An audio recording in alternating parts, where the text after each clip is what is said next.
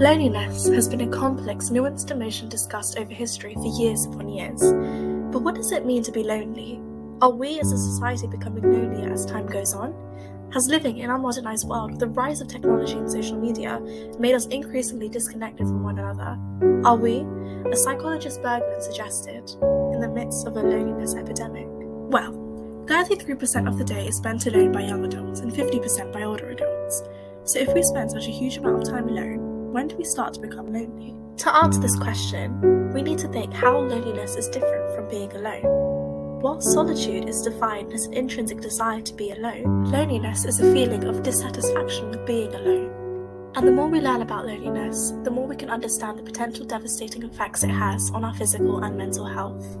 Supporting research shows loneliness has been associated with poor cardiovascular health and an increased risk of depression and suicide. The impact of loneliness can be fatal and results in a 26% increased risk of death. However, it is important to consider that it is not yet known whether loneliness is a cause or a result of these conditions.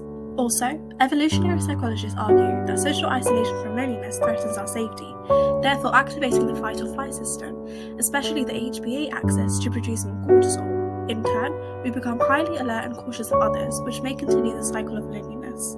For international students, loneliness is no surprise, as a study in Portugal found that discrimination, financial problems, and cultural differences were influential in increasing loneliness, and the inability of international students adapting to new cultures correlates to loneliness. What's more is that a heightened usage of social media has also correlated to rising levels of loneliness whilst lowering life satisfaction.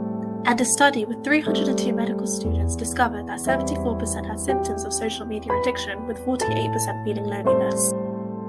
And then COVID hit, where loneliness rose to fame, and all our social media could not replace one-on-one contact. However, an online survey on the use of social media in 711 academics found that establishing networks promotes openness and support.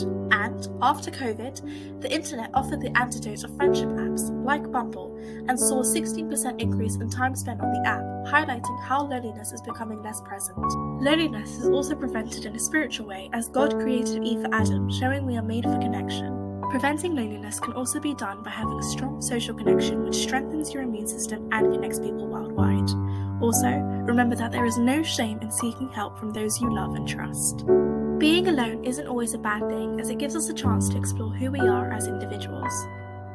To sum it all up, whilst loneliness can be extremely debilitating to some, perhaps we are not becoming lonelier as a society, but are finding comfort in our solitude, and that's okay.